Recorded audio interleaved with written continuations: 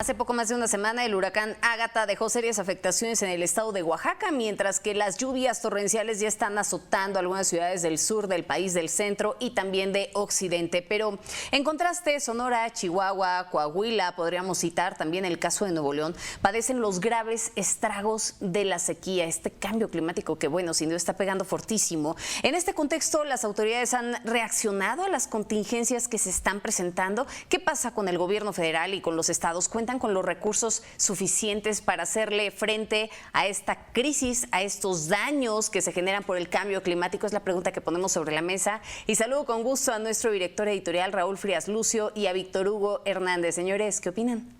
Gracias, Magda, qué gusto saludarte. El 85% del país, Víctor, el 85%, te saludo, sí, ya en el 2021 sufrió de estrés por agua. Sí, pero fíjate cómo son los contrastes de nuestro querido México, de nuestro querido país. ¿Sí? Por un lado, ya se mencionaba, tenemos zonas que les sobra el agua, que tienen cuencas hidrológicas impresionantes como Sumacinta, el Grijalva, Coatzacoalcos y todos estos ríos caudalosos, ¿sí? Que llevan agua, bueno, por millones de litros, millones de metros cúbicos de agua. Y en contraste, Víctor, tenemos lo que está pasando como Nuevo León, digamos como un símbolo, pero también en Coahuila, también Sonora, también Baja California, donde hay una declaratoria de emergencia por la falta de agua. Incluso lo que hemos dado a conocer aquí en Mega Noticias a lo largo de esta mañana, aguas con el agua por las tormentas que empiezan a llegar y que generan lo que ya sabemos. Se calcula que son más de 1000 puntos en la República Mexicana que son susceptibles de tener algún tipo de afectación. Y por otro lado, si hoy se está limitando el agua en Nuevo León, en Monterrey, solamente de las 4 de la mañana a las 10 de la mañana. Y lo demás, pues saber cómo le haces. Se están buscando pipas en estados aledaños a Nuevo León para poder tener y sacar agua de pozos profundos y llevar agua a esas colonias que la red no es suficiente. Coahuila, seguramente tú nos puedes decir mucho de esta falta de agua. Sonora, que también tiene sus presas. Hay una presa que es de las más importantes que surte agua a gran parte del norte de Sonora, que está al 2%. 2% de su capacidad, otra está al 9%, las demás están abajo del 40%. Una situación delicada, Víctor, que se está viviendo en estos contrastes que tiene nuestro querido México. Sí, Raúl, dicen que el agua es una bendición, claro que es una bendición. El problema es cuando llega y no estás preparada o preparado como sociedad para poder, o como gobierno, para poder administrarla como debe de ser. No es este un problema exclusivo de México, pero también es cierto que no podemos argumentar de que mal de mucho remedio de tontos, ¿verdad? Este problema también se vive, por ejemplo, en el este de los Estados Unidos, en algunas ciudades donde también se ha prohibido que se riegue el césped y otro tipo de, digamos, de situaciones que se están dando. Pero mira, Raúl, aquí el asunto está en que el sureste, como tú bien dices, que es una región naturalmente rica en suministro de agua, con muchísima... No sé si tengo un rebote ahí, si me pueden ayudar porque me desconcentro un poco, perdón. El agua, de nada sirve que llegue en grandes cantidades, Raúl. De nada sirve que sea una región bendecida cuando no se ha trabajado en la infraestructura hidráulica, hidrológica, en las tuberías, en el drenaje, cuando se ha dejado pasar, y que de nada sirve que llegue porque finalmente no se puede aprovechar. Termina en curso al mar, termina desperdiciada o termina inundando y generando tragedias, cuando lo que debería de ser es generar bienestar. Y el norte, pues tú ya lo has detallado muy a la perfección. Mira, quise mostrar a nuestra audiencia, sí, básicamente estos contrastes de lo que estamos hablando precisamente, Víctor. Sí, por un lado tenemos el pronóstico de las lluvias, todo que lo genera la Comisión Nacional del Agua. El pronóstico de lluvias que tenemos, por ejemplo, para hoy, para las zonas que van a tener hoy lluvias intensas. Mira, Veracruz, Oaxaca, Tabasco, Chiapas, ¿sí? Lluvias intensas de más de 75 milímetros. Esto, para las personas que quizás no están familiarizadas con el asunto, significa que son 75 litros por cada metro cuadrado. Es decir, cae mucha agua de 75 a 150 milímetros, que son 150 litros, es decir, si usted vacía 150 litros en un metro cuadrado, eso es exactamente la cantidad de agua que se podría acumular en cada metro cuadrado. Muy fuertes, esto es para hoy, de acuerdo a la Comisión Nacional del Agua, ¿sí? De 50 a 75 milímetros. Sí, lluvias fuertes en Chihuahua, qué bueno. Morelos, Estado de México, Ciudad de México, Tlaxcala, Puebla, Campeche, ¿sí? Intervalo de chubascos de acuerdo al pronóstico del tiempo. Esto es el tiempo de hoy. Pero la misma Comisión Nacional del Agua nos advierte de los ciclones, Víctor, que ya mencionábamos, del riesgo que representa, bueno, esas son temperaturas máximas, lo vemos, el contraste. Lluvias y por otro lado tenemos aquí temperaturas máximas que da a conocer también la Comisión Nacional del Agua, que es Chihuahua, Coahuila, Nuevo León, Tamaulipas, con temperaturas superiores a 45 grados centígrados. Se están cociendo, Víctor. Sí, Baja California, Sonora de 40 a 45.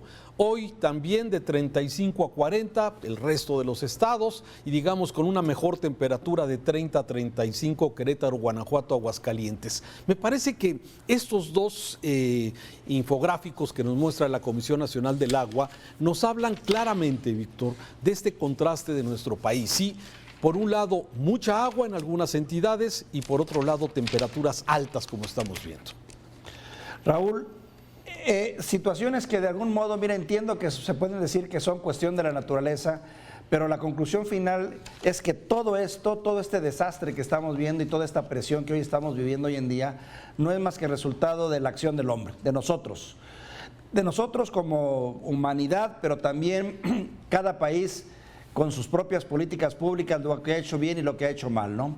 Yo no sé por qué a estas alturas, en un país en donde ya sabemos que se presentan los ciclones eventualmente, donde están las inundaciones como parte de nuestra naturaleza, sigamos todavía considerando estos desastres como naturales mañosamente. No son naturales. El desastre no es el ciclón, no es la inundación o la falta de agua. El desastre es la falta de acción por parte de las autoridades, la mala planeación en la urbanización, la caída de casas, la caída de edificios.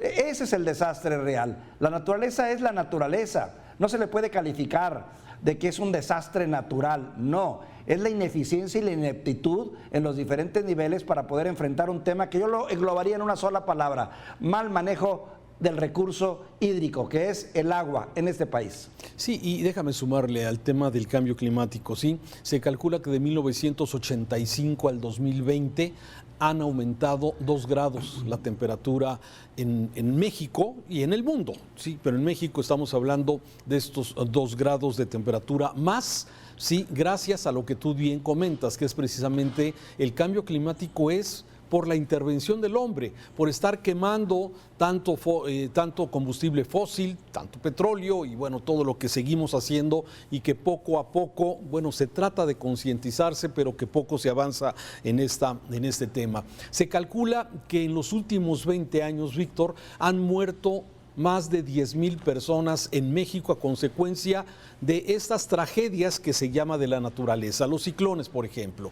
Esto es lo que también nos dice la Comisión Nacional del Agua en este avance que hemos tenido en el tema de la prevención, donde tendremos de 14 a 19 ciclones, huracanes en la costa del Pacífico. El primero de ellos, ya lo vimos, Ágata, que impactó fuertemente al estado de Oaxaca, mientras que tenemos precisamente en el Atlántico de 16 a 21 ciclones, huracanes que estarán precisamente pegando a lo largo de este año. Alex se llama el primero, que ha venido ya impactando la zona del Golfo de México. Así es que tenemos, como tú bien lo dices, me parece que hay mucho que trabajar. México ha venido ganando, como han dicho nuestros expertos esta mañana a lo largo del tema que hemos venido tocando aquí en Mega Noticias.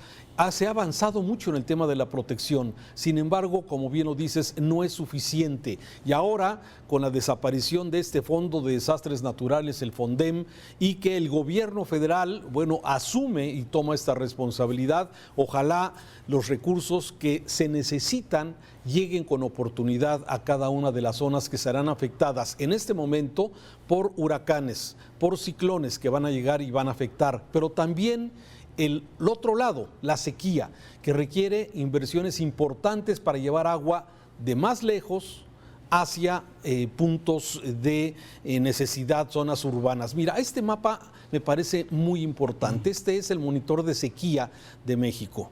Y aquí podemos observar, entre más oscuro sea el color, es donde la sequía es mayor. Ahí podemos ver, por ejemplo, la parte ya de la frontera entre México y Estados Unidos, donde tenemos pues esta sequía excepcional, así lo llama. Luego vienen los rojos, que abarcan parte de Baja California, parte de Sonora, parte de Coahuila, parte también de Nuevo León, y bueno, ahí podemos ver cómo de entre más amarillo, que significa que la sequía de alguna forma es menos severa. Esto es parte precisamente de estos contrastes de nuestro país. Y por otro lado, también coincide con lo que ya decías tú perfectamente. Sí, los ríos más caudalosos de nuestro país están en el sureste mexicano, que es el río Grijalva, el río Usumacinta, en la parte de Chiapas, la parte gris, digamos, de la República Mexicana, donde pues afortunadamente no hay carencia de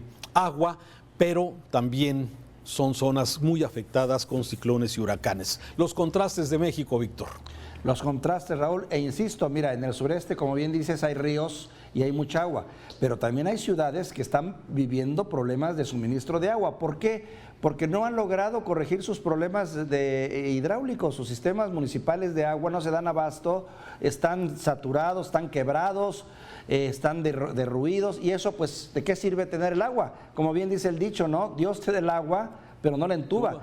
Y en este país tenemos ese grave problema. Sí, y déjame sumar el tema precisamente de los drenajes profundos, de los desagües, de las cuencas que de alguna forma ayudan a desalojar el agua en un fuerte temporal de lluvia, que lamentablemente también es insuficiente. Tenemos hoy graves problemas en el Estado de México, en el Estado de Jalisco, en la zona metropolitana de Guadalajara, que luego de una tormenta medianamente fuerte, sí, muchas de las avenidas se colapsan, de los pasos a desnivel, ¿para qué te platico? Parecen verdaderas albercas, y esto solamente es de tiempo, esperar a que el agua baje, a que el insuficiente drenaje que tiene una ciudad como en el caso de Guadalajara tenga capacidad de ir desalojando poco a poco el agua que se acumula en diferentes puntos. Se han puesto esto que le llaman, digamos, puntos para poder acumular agua en diferentes parques, en diferentes puntos de la zona metropolitana, pero llegan a ser insuficientes cuando llegan estos caudales de río que no hay quien los pare. Así las cosas de la naturaleza, cambio climático, falta de prevención y autoridades negligentes que también no han hecho lo correcto durante muchos años.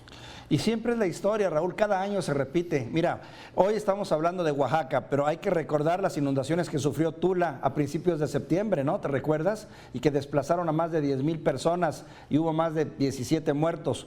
O el huracán Grace, que cayó en agosto del 2021 y que generó 11 muertos y 62 municipios quedaron completamente afectados y que al día de hoy no han podido recuperarse todavía.